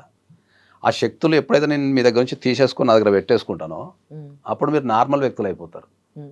ఓకే, నార్మల్ వ్యక్తులు అయిన తర్వాత నాకు ఆకలి అవుతుంది యాపిల్ తినాలంటే రాదు, నువ్వే నడుచుకుంటా పోయి యాపిల్ చెట్టు ఎక్కడో చూసుకొని కోసుకొని తినాలి. అర్థమైందా? ఇప్పుడు కూడా అట్లా ఒక పోరి పోతుంటే అబ్బా పోరి బాగుంది పడేసుకుంటాడు రాదు, దాన్ని నువ్వు ట్రై చేయాలి, దాన్ని ఇంప్రెస్ చేయాలి, ట్రై చేయాలి, టైం కేటాయించాలి, తెలవాలి పోవాలి. పక్కన నాకు 5 అంతస్తుల బిల్డింగ్ అంటే రాదు, నువ్వు పోవాలా, ఇసుక తెచ్చుకోవాలా, ఇవన్నీ చేయాలి రావి అని అన్నారు. అప్పటిదాకా ఏదనుకుంటుంది అయ్యే ఈ వ్యక్తులకు, ఇదేదో బాగుంది మాకు ఇట్లా అనుకుంటా కాదు, మేమే యాపిల్ని తెచ్చుకుంటాము లేకపోతే పోరిం పాడేస్తాం, ఇది మంచి ఏదో గేమ్ బాగుంది అని చెప్పేసి అందరూ డిసైడ్ అవుతారు. డిసైడ్ అయ్యి సరే మన శక్తులని సారికి ఇచ్చేసి, మన పెద్ద సారికి ఇచ్చేసి మనం నార్మల్ వ్యక్తులు అయిపోదాం, ఒక కొత్త జీవితాన్ని స్టార్ట్ చేద్దామని వీళ్ళందరూ అనుకుంటారు. అనుకున్న తర్వాత మరి మళ్ళీ అందరికీ డౌట్ వస్తుంది, అబ్బా మరి ఎట్లా, మరి మాకు కావాలంటే మళ్ళీ ఇస్తావా అని. అబ్బా మరి ఇప్పుడు తీసుకున్నావు, తీసుకున్న తర్వాత మేము చేసే క్రమంలో మాకు ఆ ప్రాసెస్ బోర్ కొట్టి మా శక్తులు మాకు కావాలంటే ఇచ్చేస్తావా అంటాడు. అన్నప్పుడు ఆ కురువృద్ధుడు ఏం చెప్తాడంటే ఏంటంటే, మీరు చేసే క్రమంలో ఒకవేళ మీరు చేసే క్రమంలో మీకు బోర్ కొట్టింది అనుకోరా, నేను ఇచ్చేస్తా, కానీ ఒక కండిషన్ మళ్ళా. ఎందుకంటే ఇప్పుడు అందరికీ ఇప్పుడు 100 మంది ఉన్నారు, మీరు 100 మందికి బోర్ కొట్టాలి రూల్ లేదు కదా, నేను చెప్పే ప్రాసెస్ 99కి నచ్చి ఒక్కరిని బోర్ కొట్టింది అనుకో, ఆ ఒక్కరికే ఇస్తా, కానీ కండిషన్ ఏందా కండిషను, మీ శక్తులన్నీ తీసి నేను ఒక దగ్గర దాస్తా. ఓకే, నువ్వు ఆ శక్తులు లేకుండా బతికే క్రమంలో నీకు ఆ శక్తి కావాలనుకుంటే అది ఎక్కడుంది ఎదుకులాడుకొని తెచ్చేసుకోపో అంటాడు. నేను ఒక దగ్గర దాస్తా, నువ్వు తెచ్చుకోపో అంటాడు. ఎవ్వరికి ఆ శక్తి కావాలంటే వాడు తెచ్చుకోవాలి, గంతే రూల్ అన్నారు. ఇక కొద్దిగా పంచాయతీ అవుతుంది, అటు అవుతుంది, ఇటు అవుతుంది, లాస్ట్ ఒప్పుకుంటుంది. ఇక సరే సార్ మీరు దాయండి, మా శక్తులను తీసి ఒక దగ్గర దాయండి, ఎవరికైతే జీవితం బోరు కొడుతుందో లేకపోతే ఎవరికైతే అది ఉంటుందో వాడు పోయి ఆ శక్తిని తెచ్చేసుకొని మళ్ళీ వాడు టాప్ మోస్ట్ అయిపోతాడు, అంటే వాడు అనుకున్నది జరుగుతుంది. ఇది మొత్తం పంచాయతీలో డిసైడ్ చేస్తారు. అయితే ఇక ఆ పంచాయతీలో ఏమవుతుంది అంటే ఏంటంటే, ఇక అటు ఇటు తర్జలు పడిన తర్వాత సరే సార్ దాయండి, మరి ఎక్కడ దాస్తారు అని ఒక పంచాయతీ. మళ్ళీ నేను దాచేది చెప్పరా అయ్యా, నేను దాచేది చెప్పాలి అంటాడు. వాడు అంటాడు ఆకాశంలో దాయ అంటాడు. మరి అరే ఆకాశంలో దాస్తే ఆకాశం పోయి తెచ్చుకుంటావు కదరా అంటాడు. వాడు అంటే నీళ్ళలో దాయ అంటాడు. నీళ్ళలో దాస్తే నీళ్ళలో పోయి తెచ్చుకుంటారు. వాడు అంటాడు సార్ దానికి ఒక రంగు పెట్టండి సార్ అంటాడు. అరే ఒక రంగు పెడితే మళ్ళీ ఆ రంగులో ఉన్నది అదే కదా అని తెచ్చుకుంటారు కదరా అంటాడు. వాడు అంటాడు దానికి వాసన పెట్టండి సార్ అంటాడు. వాడు రూపం పెట్టామంటాడు. అరే దానికి ఏది పెట్టినా మళ్ళీ తెచ్చుకుంటారా మీరు, దానికి నేను రంగు పెట్ట, వాసన పెట్ట, ఓకే, అది ఇక్కడ అక్కడ అని పెట్ట, నేను ఎక్కడో ఒక దగ్గర దాస్తా. ఓకే, ఎవడైతే శక్తులు కావాలా మళ్ళీ ఎదగాలనుకుంటాడో వాడు తెచ్చుకుంటే వాడు కింగ్ అయిపోతాడు. గంతే రాబోయ్ అని చెప్తాడు. అందరు సపోర్ట్లు పడతారు, మీటింగ్ అయిపోతుంది. ఆ శక్తులన్నీ తీసేసుకొని సార్ వెళ్ళిపోయి ఒక దగ్గర దాచేసేయండి. వీళ్ళందరూ నార్మల్ వ్యక్తులు వెళ్ళి అక్కడి నుంచి స్టార్ట్ అయింది వ్యవస్థ. ఇక బతకడం నార్మల్ వ్యక్తులు అయ్యిండు, బతకాలి, ఏం చేయాలి, ఇక కులాలు స్టార్ట్ చేసిండ్రు, మతాలు స్టార్ట్ చేసిండ్రు, ప్రొఫెషన్. అరే ఇప్పుడు ఇంతకుముందు కటింగ్ అంటే పక్కన అయిపోతుంది దానికి, ఇప్పుడు కటింగ్ కాదు కదా, ఒక కులం స్టార్ట్ చేయాలి. అరే ఇప్పటి నువ్వు కటింగ్ చేయరా, నువ్వు ఈ పని చేయరా, నువ్వు ఈ పని చేయరా అని విభజించుకోవడం స్టార్ట్ అయ్యేది. పనులు అన్ని ఒకటి చేయలేదు కదా. ఇంతకుముందేమో ఆ శక్తి ఉన్నప్పుడు ఏమవుతుండే, అన్ని వస్తుండే వాళ్ళ దగ్గరికి. ఓకే, ఇప్పుడు అందరికి శక్తి లేదు కదా, అది స్టార్ట్ అయ్యేది. అక్కడి నుంచి ఆ రోజు నుంచి ఈ రోజు మనం మాట్లాడేంత వరకు ఈ ప్రపంచంలో పుట్టిన ప్రతి వ్యక్తి ఆ శక్తి కోసం తిరుగుతున్నాడు. ఓకే, ఆ శక్తిని కొంతమంది దేవుని రూపంలో చూస్తారు, కొంతమంది దెయ్యం రూపంలో చూస్తారు, కొంతమంది రాయి రూపంలో చూస్తారు, కొంతమంది రప్ప రూపంలో చూస్తారు, కొంతమంది ఎదుటి వ్యక్తుల్లో చూస్తారు. ఓకే, ఫైండ్ అవుట్ చేస్తారు. ఓకే, ఫైనల్గా ఏంది అంటే ఏంటంటే ఆ శక్తిని ఎవరైతే కనిపెడతారో వాళ్ళు కింగ్. ఓకే, ఇప్పటికి కూడా ఆ శక్తిని కనిపెట్టడానికి నువ్వు కూడా ఛాన్స్ అంతా ట్రై చేసావు అని దొరకక వదిలిపెట్టేసి దొరికిందా దొరకలేదా అని అదే ఆలోచిస్తాను. దొరకలేదు. సక్సెస్ కావాలన్న పట్టుదల. కాబట్టి ఆ సక్సెస్ కావాలనే పట్టుదల ఉన్న వాళ్ళు ఏంటంటే ఆ శక్తిని కనుక నువ్వు దొరకబట్టగలిగితే ఆ, నువ్వు అనుకున్నా సాధిస్తావు. అంతే, సింప్లిఫై ద సక్సెస్ ఉమ్, అది. సో ఆ శక్తి ఏంది, అసలు అది ఎక్కడుంది, దాన్ని ఎట్లా దొరకబట్టచ్చు అదే అనేది ఏం కింద చెప్తారని కామెంట్ల చూస్తున్నా. రూపంలో పెట్టండి, నేను చెప్తా. ఇప్పుడు చెప్పారా? అదే మీరు ఏం అబ్బా, చెప్తారు చెప్తే అందరూ తెచ్చుకుంటారు దాని వల్ల. అబ్బా అని. అది ఎక్కడుందో ఎట్లుందో చెప్పినావు అనుకో అందరు తెచ్చుకుంటారు, మళ్ళా నాకు కూడా వాల్యూ ఇస్తాడు ఇక. అప్పుడు ఇంకా వాల్యూ ఇస్తారు, మోటివేషనల్ స్పీకర్ కూడా అయిపోతారు. కాబట్టి ఆ, ఇవాళ చెప్తారా చెప్పరా? ఎప్పుడు చెప్పావు ఇక దీనికి, ఇక కథకు అంతం లేని కథకు నువ్వు ఎండింగ్ ఇవ్వమంటే ఎట్లా? ఎవరి శక్తాలు ఎత్తులాడుకోండి, అది ఎక్కడితో తెచ్చుకోండి, అయిపోతుంది అంతే. పాజిటివ్ థింకింగ్ కదా సక్సెస్ సీక్రెట్. పాజిటివ్ నువ్వు థింకింగ్ చెప్పలేదు. చేయాలన్న తపన, కోరిక. చూద్దాం, మనం ఆడియన్స్ వదిలి పెడదాం కొద్దిగా. అసలు దీన్ని సపరేట్ కట్ చేసేయండి. ఆడియన్స్ అసలు దీని కింద అసలు ఆ శక్తి ఏంది ఎక్కడదో ఎవడు చెప్తే వాడు కింగ్ అడిగా. ఓకే, చూద్దాం ఎంతమంది కింగ్లు వెళ్తారు. రైట్, గద్దే సక్సెస్ సూత్రం అంతే. కాబట్టి జీవితంలో ఫెయిల్యూర్ సక్సెస్ అంటే ఏముండవు, అది మనం ఫీల్ అవుతాం అంతే. అది వాస్తవానికి ఏంటంటే ఫీల్ అవుతాం. What is failure, what is success? మనం అనుకున్నది సాధిస్తే అది సక్సెస్, సాధించలేకపోతే అది ఫెయిల్యూర్. ఒక్కొక్క మనిషి ఒక్కొక్కటి అనుకుంటాడు. ఒక్కొక్క మనిషి డిఫరెంట్ వాడు కోరికలు అనుకుంటాడు. ఉంటాయి వాళ్ళకి. వాడు సాధించడం సక్సెసే కదా. ఇప్పుడు ఒకడు ఏమనుకుంటాడు అంటే, జనరల్గా చెప్తాను, నాకు నెలకు 10,000 వస్తే చాలు అనుకుంటాడు. అది సక్సెసే. వాడు అనుకున్నది నెలకు 10,000 వస్తే చాలు, నేను ఏదో గడిపేస్తా అనుకుంటాడు. మనకి నెలకు 10,000 వచ్చిందంటే సక్సెసే. నాకు నెలకు 10,000 వస్తే చాలు, నేను జీవితాన్ని గడుపుతున్న వ్యక్తి దగ్గరికి వెళ్ళి నువ్వు 1 కోటి రూపాయలు 100 కోట్లు సంపాదించినప్పుడు పోయి తిడితే మనకి అర్థం కాదు. నేను 1 కోటి రూపాయలు సంపాదించిన రాబాయి, నువ్వు ఎందుకు వేస్ట్ ఫెయిల్ అవి నెలకు 10,000 సంపాదిస్తున్నావు అంటే నాకు అర్థం కాదు. ఎందుకు అర్థం కాదు? వాడు ఏదైతే మనసులో అనుకుంటే వాడు సాధించేసిండు, సంతృప్తిగా ఉన్నాడు అంతే. అర్థమైందా?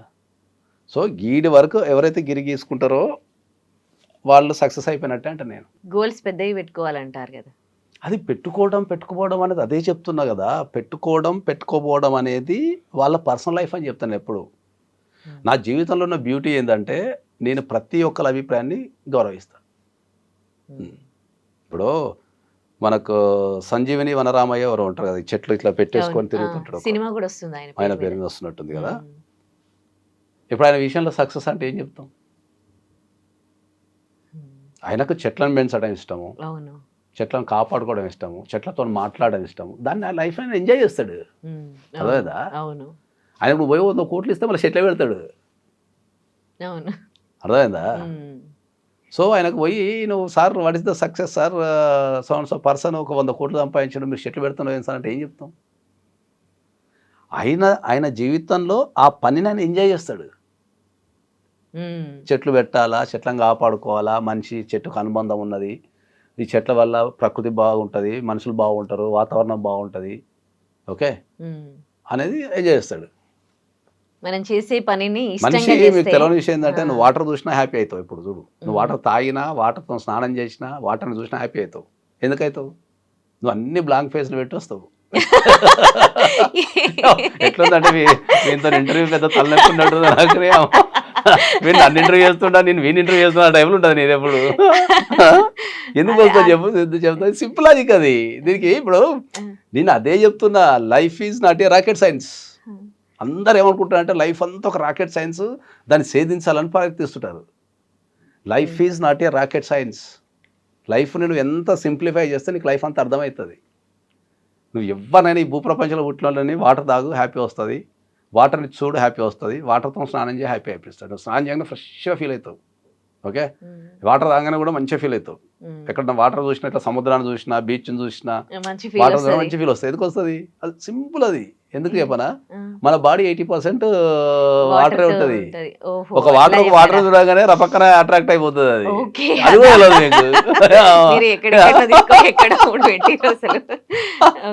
సింప్లిఫై. అది నీ బాడీలో 80% వాటరే ఉన్నప్పుడు, లిక్విడే ఉన్నప్పుడు, ఆ లిక్విడ్ ఇంకో లిక్విడ్ చూడండి హ్యాపీ అనిపిస్తుంది అంతే. రాకెట్ సైన్స్ ఉంటుంది దీంట్లో. అర్థమైందా? అట్లనే మనం ఒక గ్రీనరీ చూస్తే కూడా మనకు హ్యాపీ అనిపిస్తుంది.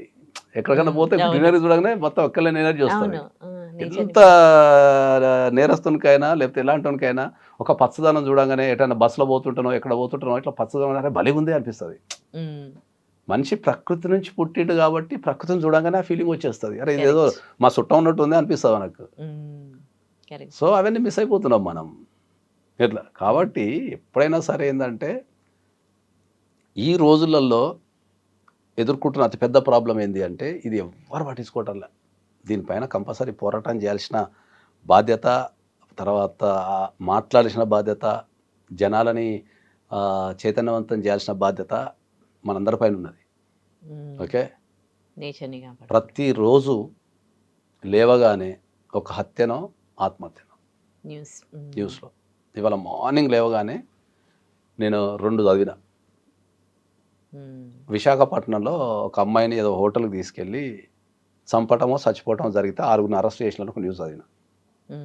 లేవగానే ఇంకా పూర్తిగా చదవలేదు కానీ ఒక న్యూస్ అయితే చదివిన. విశాఖపట్నంలో ఒక అమ్మాయిని హోటల్ తీసుకెళ్ళి చంపటమో చావటమో ఏదో జరిగి 6గురిని అరెస్ట్ చేసిలని. నెక్స్ట్ ఇమీడియట్లీ ఇలా మార్నింగ్ న్యూస్ ఇది. నెక్స్ట్ ఇమీడియట్లీ ఇంకో న్యూస్, బెంగళూరులో ఒక తల్లి తన 13 సంవత్సరాల బిడ్డని చంపి ఆమె చచ్చిపోయింది. బిడ్డని చంపి ఆమె చచ్చిపోయింది. ఇది ఎవ్వరు ఆలోచిస్తాను లేరు సమాజంలో. ఇది ప్రతి ఒక్కరు ఆలోచించాల్సిన టైం ఏంటంటే ఒక వ్యక్తిని చంపటమో చావటమో అనేది జరుగుతుంది కదా, కుటుంబాలలో జరుగుతుంది అది. ఓకే, ఆధిపత్యం కోసం జరగటమో లేకపోతే యుద్ధాలు జరగటమో చచ్చిపోవటం వేరు, కుటుంబం కోసం జరుగుతుంది. దీని గురించి ప్రతి ఒక్కరు ఆలోచించండి అని చెప్తున్నా నేను. యువతరం అయితే విపరీతంగా చనిపోతున్నారు, పిట్టల లెక్క రాలిపోతున్నారు యువతరం. పెళ్లి కాలేదని ఒకడు, జాబ్ రాలేదని ఒకడు, ఫైనాన్షియల్ ఇష్యూస్ ఒకడు, లేకపోతే ప్రేమ విఫలమైంది ఒకడు, లేకపోతే చదువుకోలేకపోతున్నాను ఒకడు. వీళ్ళు ఒక యువతరం చనిపోవటం ఏంది, అది నాకు కాన్సెప్ట్ అర్థం కావటంలా. అట్లాంటి కొన్ని వేల సార్లు చచ్చిపోవాలి, మరి కొన్ని వేల సార్లు చచ్చిపోవాలి నేను. అదే ఎందుకు అంటే వీళ్ళకు ధైర్యాన్ని ఇచ్చే వ్యవస్థ లేదు, ఎక్కడ కూడా లేదు. ఎక్కడ పోయినా కూడా ఇప్పుడు టీచింగ్ అనేది మనం చెప్పుకుంటే అది కూడా కమర్షియల్ అయిపోయింది. అర్థమైందా? టీచింగ్ ప్రొఫెషన్ అనేది కమర్షియల్ అయిపోయింది. ఓకే, తల్లిదండ్రులు కమర్షియల్ అయిపోయింది. పిల్లలకి వేలువలు నేర్పడం లేదు, ధైర్యాన్ని ఇవ్వటం లేదు, ఎట్నో ఒకటిలో బతుకుదామని చెప్పడం లేదు. బతుకంటే ఇదే, బతుకంటే ఇదే, ఇట్లనే బతకాలని చెప్తున్నారు. ఒకవేళ బతుకు అంటే అందరూ ఇంజనీర్లు అయితే మరి వ్యవసాయదారులు ఎవరైతారు, సేల్స్మెన్లు ఎవరైతారు, మరి ఇంకా వేరే అకౌంటెంట్ ఎవడైతాడు? అన్నీ కలిస్తేనే సమాజం. ఫస్ట్ నేను ఏమంటా అంటే ఏంటంటే యువతరానికి వాళ్ళకి నచ్చింది లీగల్ చేయమని చెప్తా. ఏదైతే నచ్చుదో చెప్పగలగాల. వాళ్ళకి బీటెక్ ఇంట్రెస్ట్ లేదనుకో, నాకు ఈ బీటెక్ ఇంట్రెస్ట్ లేదు, నాకు సినిమా ఫీల్డ్ అంటే ఇంట్రెస్ట్, లేకపోతే నాకు సోన్సో ఫీల్డ్ అంటే ఇంట్రెస్ట్, నాకు సేవ చేయటం ఇంట్రెస్ట్, లేకపోతే పాలిటిక్స్కి వెళ్ళే ఇంట్రెస్ట్. ఇంతకుముందు చెప్పినట్టు మనం ఏదైతే ఈజీ అనుకుంటామో, మనం ఈజియెస్ట్ థింగ్స్నేమో కష్టం అనుకుంటా, కష్టం ఈజీ అనుకుంటాం. ఇంతకుముందు ఒక వాక్యాలు చెప్పిన కదా, డబ్బు సంపాదించడం చాలా ఈజీ. సార్ చెప్పండి సార్ అంటావా? నాకు కూడా చెప్పండి సార్, వెళ్ళిపోతా సార్ అంటావు. నువ్వు ఇట్లా చెప్పాను ఇమ్మీడియట్ అన్నాడు ఫీలింగ్, చెప్పేది సార్ వెళ్ళిపోతా సార్ అని. ఇదే వాస్తవం. అదే దాన్ని రివర్స్ మెకానిజం అప్లై చేయాలి. డబ్బు సంపాదించాలంటే రివర్స్ మెకానిజం అప్లై చేయాలి. What is reverse mechanism? మీరే చెప్పండి. ఎట్లా నేను చెప్పినా నువ్వు ఇన్ని సావు అన్నట్టు ఎటో వేసి కొన్ని కరెక్ట్గా చెప్తారు. ఇప్పుడు ఒక ₹1 కోటి ఒక 1 yearలో సంపాదించాలనుకో, జనరల్గా ఒక ₹1 కోటి ఒక 1 yearలో సంపాదించాలి అనుకున్నాను అనుకుందాం. ఓకే, రోజుకి ఎంత సంపాదించాలి? నేను మ్యాథమెటిక్స్ కాదు కానీ మీరు నన్ను లెక్కల క్వశ్చన్స్ వేయకండి. ₹1 కోటి అంటే 365 days నాకు తెలిసి రోజుకి ఒక 3,000 సంపాదిస్తే అయిపోద్ది అనుకుంటున్నాను నేను. ₹1 కోటి పర్ మంత్ మనకి రోజుకి 3,000 సంపాదిస్తే ఎంత అవుతుంది జనరల్గా? 3,000 కాదనుకుంటా, రోజుకి 30,000 సంపాదిస్తుంది అనుకుంటా. ఒకసారి కొట్టు క్యాల్కులేటర్లో. ₹1 కోటి డివైడెడ్ బై 365. ఒక ₹1 కోటి ఒక 1 yearలో మనం ₹1 కోటి సంపాదించాలి అంటే ఇప్పుడు రోజుకి మనం 28,000 సంపాదిస్తే సంవత్సరానికి ₹1 కోటి సంపాదిస్తాం. సో రోజుకి 28,000. అవును, ఇప్పుడు మా టార్గెట్ ఏంది, రోజుకి 28,000. 28,000 మళ్ళీ డివైడెడ్ బై 12 వేయాలి మనం. 14,000 అంటే 12 గంటలు పని చేస్తాం కాబట్టి. ఓకే, అట్లా అంటున్నారా? ఓకే. ఓకే, గంటకు మనం 28,000 డివైడెడ్ బై మళ్ళీ 12 బై 12 కొట్టేస్తే గంటకి ఇంత సంపాదిస్తే ఎంత వస్తుంది అది చెప్పాలి. ఇంత మ్యాథమెటిక్స్ ఎందుకు అవుతుంది కాదు, అసలు? ఉండాలా, అది సక్సెస్ సూత్రం. అది నువ్వు సక్సెస్ సూత్రాలు చెప్పమంటావు మళ్ళీ ఇంత మేడం ఈయనే ఫెయిల్ అయిపోయినావు నువ్వు. ఈయన ఫెయిల్ అయిపోయిందా ఎడక నేనేం ఫెయిల్ కాలే, నా వర్క్ నేను హ్యాపీ. ఇప్పుడే అన్నారుగా మీరు. 25,000 డివైడెడ్ బై 12 గంటకు 3,500. సంవత్సరానికి ₹1,00,00,000 సంపాదించాలి. రికార్డ్ చేయించి సంవత్సరానికి ₹1,00,00,000 సంపాదించాలంటే మన నెలకు దగ్గర 28,000. 8.5 లక్షలు సంపాదించాలి. నెలకు 8 లక్షలు. 8.5 లక్షలు. ఓకే. సో నెలకు 8.5 లక్షలు సంపాదించాలంటే పర్ డేకి 28,000 సంపాదించాలి. 28,000. పర్ డేకి 28,000 సంపాదించాలంటే 12 గంటలు వేసుకున్నాం అనుకో, దగ్గరగా యావరేజ్గా 2,500 నుంచి 2,800 సంపాదించాలి గంటకు. ఎంత సంపాదిస్తారు మీరు గంటకి? నా సంపాదన బాగానే ఉంటుంది, బాగానే ఉంటుంది. గంటకు ఇప్పుడు మీ లెక్కన చెప్పాలంటే గంటకు 10,000 ఉంటుంది. గంటకు 10,000 ఉంటుంది. ఓకే, ఈజీగా ఆరామ్సే గంటకు 10,000 ఉంటుంది. నేను సినిమా పోవాలంటే భయం అవుతా నాకు. ఎందుకు? థియేటర్లో 2 గంటలకు పోతుందా? 2.5 గంటలు ఈ మధ్య ఇంటర్వ్యూలో భయం అవుతుంది. అయినా మీరు ఐటీ కడతారు కదా ప్రాపర్. నేను ఐటీ కట్టుట్లా అసలు మనం ఫస్ట్ ముందు ఉంటాం పోయి. ఐటీ కట్టుట్లా నేను నా అంత టాప్ పోస్ట్ జనరల్ ఎవరు ఉండరో నేను ఫీల్ అవుతుంటా. ఎందుకంటే గవర్నమెంట్కు ట్యాక్స్ కట్టుట్లా, ఇన్సూరెన్స్ కట్టుట్లా, ఏది హెల్త్ ఇన్సూరెన్స్ కావచ్చు, వెహికల్ ఇన్సూరెన్స్ కావచ్చు, తర్వాత జనరల్ ఇన్సూరెన్స్ కావచ్చు. ఇన్సూరెన్స్ అండ్ ఐటీ కట్టుట్లా ఫస్ట్ ప్రయారిటీ నా లైఫ్లో. ఇంట్లో తిండి లేకుండా పర్లేదు కానీ ఫస్ట్ ఇన్సూరెన్స్ కట్టమని చెప్తా, సెకండ్ ఐటీ కట్టమని చెప్తా. దేశం అభివృద్ధి చెందాలంటే ఐటీఏ కట్టాలా. నువ్వు పోయి డైరెక్ట్గా నువ్వు దేశం అభివృద్ధి చెందాలంటే నువ్వు 2 పనులు చేస్తే చాలు. నువ్వు కరెక్ట్ సంపాదించడానికి ఐటీ కట్టు, తర్వాత నువ్వు కట్టిన ఐటీకి గవర్నమెంట్ క్వశ్చన్ చేయి, సరిపోతుంది. నేను ఏం చేయాల్సిన అవసరం లేదు. ఎంతమంది ఐటీ కడుతున్నారు, అది పాయింట్. ఎట్లా? సో ఇప్పుడు మనం గంటకు 2,500 సంపాదించడం ఎలా అనేది టార్గెట్ పెట్టుకుంటే అయిపోతుంది. మీరు ఏం పెట్టుకున్నారు, ఎట్లా పెట్టుకున్నారు? ఇప్పుడు ఇట్లాంటి సక్సెస్ సీక్రెట్లు చాలా మంది చెప్తారు, కానీ చెప్పినప్పుడు విన్నప్పుడు కొద్దిసేపే ఇన్స్పైర్ అవుతాం, ఆ తర్వాత మర్చిపోతాం. ఇంతకుముందు అది చెప్పిన సూత్రం, ఆ శక్తిని తెచ్చుకుంటే అయిపోతుంది. అది నువ్వు తెచ్చుకో, ఆ శక్తిని తెచ్చుకోవాలి. అరే ఇప్పుడు నువ్వు ఒక విషయం చెప్తా, ప్రపంచంలో ఇప్పుడు సచిన్ టెండూల్కర్ ఏం చదువుకున్నాడు? ఆయన ఏం చదువుకోలే ఎక్కువగా. మరి సానియా మిర్జా ఏం చదువుకున్నది? ధోని ఏం చదువుకున్నాడు? ఓకే, బిల్ గేట్స్ కూడా పెద్దగా ఏం చదువుకోవాలా నాకు తెలిసి. తర్వాత కట్ చేస్తే యాపిల్ ఫౌండర్ స్టీవ్ జాబ్స్ కూడా పెద్దగా ఏం చదువుకోవాలని అనుకుంటున్నాను నాకు తెలిసి. సంపాదించేటోడు చదువుకోలేదు, చదువుకున్నాడు సంపాదించడని నరాపు చెప్పిండు. వాడు కూడా అంటావైంది నాగేశ్వరరావు పూజారి.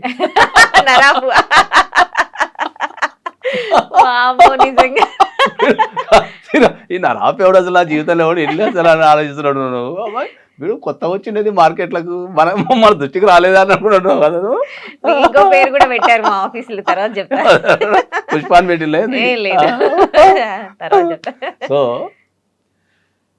జీవితం అనేది ఫైనల్గా చెప్తే ఏంటంటే, జీవితం అనేది ఎప్పుడు కూడా గడపటం, సాధించడం అనేది చాలా ఈజీ. దాన్ని మనమే కాంప్లికేటెడ్ చేసుకుంటాం. దాన్ని మనమే కాంప్లికేటెడ్ చేసుకొని దాంట్లో అడ్డమైన చెత్తాన్ని తీసి గ్రైండర్ వేసి తిప్పుతుంటాం. తిప్పి నేను చేసేదే కరెక్టు, మిగతా ప్రపంచం అంతా రాంగు అనే ఒక భ్రమ తిరుగుతుంటాం. అట్లా కాబట్టి అందరికీ ఏం చెప్పేది ఏంటంటే, జీవితంలో ఏ కష్టం వచ్చినా కూడా ప్రతిదానికి ఒక సొల్యూషన్ ఉంటుంది.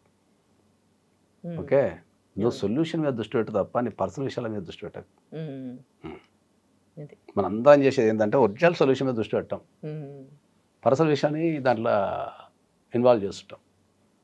ఒక సక్సెస్ కాకపోవడానికి ఏంటంటే, నీ జీవితంలో ఒక సమస్య ఎదురైనప్పుడు ఓన్లీ ఆ సమస్య మీద దృష్టి పెట్టు, 100% సాల్వ్ అవుతుంది. ఆ సమస్యకు నువ్వు దృష్టి పెట్టకుండా ఏం చేస్తున్నావు అంటే, నీ పర్సనల్ విషయాన్ని తీసుకొచ్చి దాంట్లో వేస్తుంటావు. దాంతో సమస్య ఎప్పుడు సాల్వ్ కాదు, ఎప్పటికి సాల్వ్ కాదు. Excellent message. ఎందుకు చెప్తాను నేను ఇప్పుడు మీకు అర్థమయ్యే భాషలో చెప్తాను నేను. ఇప్పుడు ఒక భార్యాభర్తల పంచాయతీ ఉంటుంది. ఇద్దరు డిఫరెంట్ మైండ్స్ అవి. ఒక ఇంటి కింద నివసించే క్రమంలో 100% ఇప్పుడున్న సొసైటీలో ఒకప్పుడు అంటే ఆ అమ్మాయిల్ని నొక్కి ఇక నీకు భర్త తప్ప వేరేది లేదు, పిల్లలు తప్ప వేరేది లేదు, వాళ్ళు చెప్పినట్టు వినాలని ఇట్లా మొత్తం సమాజం అంతా వాళ్ళని ఇట్లా నొక్కి పెట్టి చేసేది. ఇప్పుడున్న అమ్మాయిలు అబ్బాయిలతో సమానంగా చదువుకుంటున్నారు, ఆపర్చునిటీస్ ఉన్నాయి, అబ్బాయిలతో సమానంగా పని చేస్తున్నారు, అన్ని రకాలుగా చేస్తున్నారు. కాబట్టి ఇప్పుడు అమ్మాయిలను నొక్కి పెట్టే పరిస్థితి లేదు. ఓకే, ఇప్పుడున్న సమాజం ఏంటంటే ఇంకా పాత పద్ధతుల నుంచి ఈ కొత్త యువతరాన్ని అంటే ఈ కొత్త యువతరం ఉన్న అమ్మాయిల్ని యాక్సెప్ట్ చేయడానికి టైం పడుతుంది. దాంతో సమస్యలన్నీ ఎక్సలెంట్, కరెక్ట్గా చెప్పారు. ఆ పక్కన ఒక అమ్మాయి జాబ్ చేస్తే ఇప్పుడు ఓల్డ్ ఏజ్ పీపుల్ యాక్సెప్ట్ చేస్తలేరు. అవును, ఒకవేళ జాబ్ చేసిన ఆ పైసలు మాకిమ్మంటారు. అరే అమ్మాయి కష్టపడుతుంది కదా, అమ్మాయికి పైసలు అమ్మాయియే కదా అనే ఆలోచన లేదు. మా ఇంట్లో కాలు మీద కాలు వేసుకొని కూర్చుంది, ఇష్టం ఉన్న టయానికి లేచింది అంటే వర్కింగ్ ఉమెన్ వాళ్ళు పనిచేసి అలసిపోతారు. అలసిపోయినప్పుడు వాళ్ళది బాడీ ఉంటుంది, అన్నీ ఉంటాయి, వాళ్ళు పక్కన లేచి పని చేయాలంటే రెడీ చేస్తారు. అటు వర్క్ చేయాలా, కుటుంబాన్ని బ్యాలెన్స్ చేయాలా, ఒకవేళ పిల్లలు ఉంటే వాళ్ళని పెంచాలి, ఎంతమందిని బ్యాలెన్స్ చేస్తారు. సో ఆ సామాజిక స్పృహ ఎప్పుడైతే మిస్ అవుతుందో అక్కడ నుంచే కుటుంబాల సమస్యలు పడుతున్నాయి. కాబట్టి ఇప్పుడు భార్యాభర్తల మధ్యలో సమస్య అయినప్పుడు ఏం చేస్తారంటే ఏంటంటే దాని రూట్ కాజ్ తెలవకుండా పోయి బెదిరించడాలు, భయపెట్టడాలు ఇవి చేస్తుంటారు. అసలు సమస్య ఏముంటుంది, సమస్య ఒకటి ఉంటుంది, సమస్య మీద దృష్టి పెట్టాలంటారు అంతే. And for more videos, please subscribe to iDream. Please subscribe to iDream. Please subscribe iDream. And please subscribe to iDream. For more videos, subscribe to iDream. please like, share and subscribe to the channel. Congratulations, iDream. Subscribe to iDream. Subscribe to iDream. So subscribe to iDream Media. iDream ki iDream team andarki huge congratulations. Please subscribe iDream Media. Please subscribe to iDream. Subscribe iDream. Please subscribe to iDream. iDream అంటే నా కళల channel subscribe చేసుకున్న నోరు తిరుగుతలేదు, మీరైతే గంట గుర్తు కొట్టండి. For more such videos, please subscribe to iDream. Subscribe to iDream. Please subscribe to iDream. Please subscribe iDream Media. Please do subscribe to iDream. Please subscribe to iDream Media. For best entertainment and information, please subscribe iDream. And don't forget to subscribe to iDream.